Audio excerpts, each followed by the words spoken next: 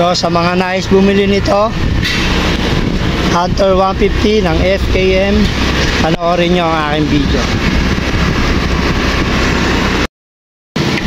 So mga idol, gawa lang tayo ng konting review dito sa ating Hunter 150 na bagong bago, FKM Hunter 150. So sa gas consumption na medyo nalalakasan ako sa kanya, dahil nag-average lang siya ng 20 kilometers 25 kilometers per liter. So sa performance naman, all goods naman siya. Maganda ang suspension. Sa speed niya may mabibigay namang speed. Tapos yung shock niya okay naman eh. Maganda yung suspension talaga. Wala rin ako masabi. Sa upuan malambot. Yung lakas ng engine niya okay naman. Yun lang talaga, medyo malakas sa gas. Meron tayong review, isama ko na rin sa video na ito. Sa ngayon hindi ko pa siya nailalayo kasi dito ko pa lang sa amin banda ginagamit. Hindi ko pa siya nailo-long drive, gawa nga ng wala pa kasi yung original na ORCR. So sa ngayon ang tinatakbo pa lang nito na kilometers ay nasa 200 and something pa lang. Panoorin nyo na lang yung video ko na tungkol sa gas consumption. Okay, salamat. Yes mga idol, good morning. I-review lang natin yung gas consumption nitong bago nating Hunter 150 ng FKM. So dati nagpa full tank na rin ako nito. Yung unang full tank ko ay gumastos lang ng 5.38 liters sa unang full tank niya. Ang nakonsumo na kilometers ay 115 kilometers lang ang tinakbo ng 5.38.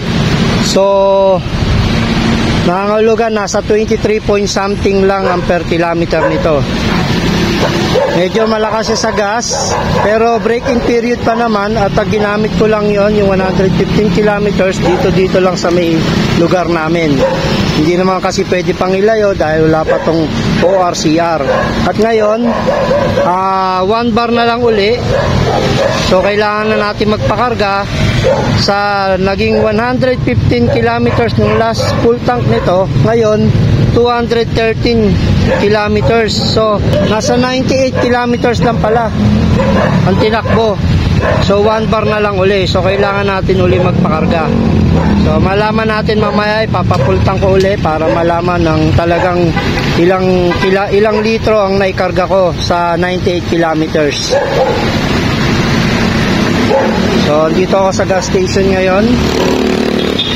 Braking period pa naman ito at saka dito ko lang ginagamit.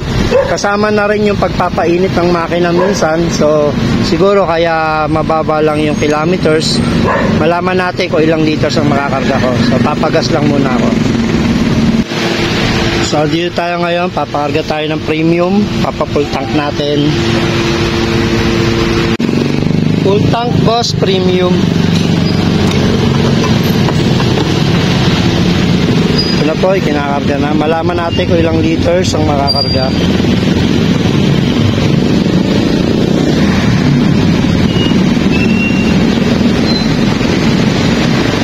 At ito na mga idol, full tank na po, sinagad ko.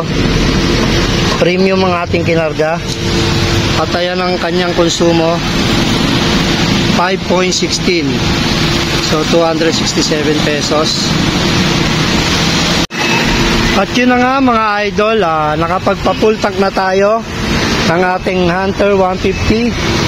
So ito na po siya ngayon, full tank na. Ayan, 213 kilometers. Ngayon ang last na pa-full tank ko. So nagkonsumo lang siya sa last full tank ko is 98 kilometers. Ang naikarga po natin ay 5 something liters, 5.16 yata. Nasa video naman yan, mamaya papakita ko. So ayan lang. So kung sa 98 kilometers, so nasa 20 kilometer per liter lang ang ating konsumo. Napakalakas. Hunter, ano ba yan?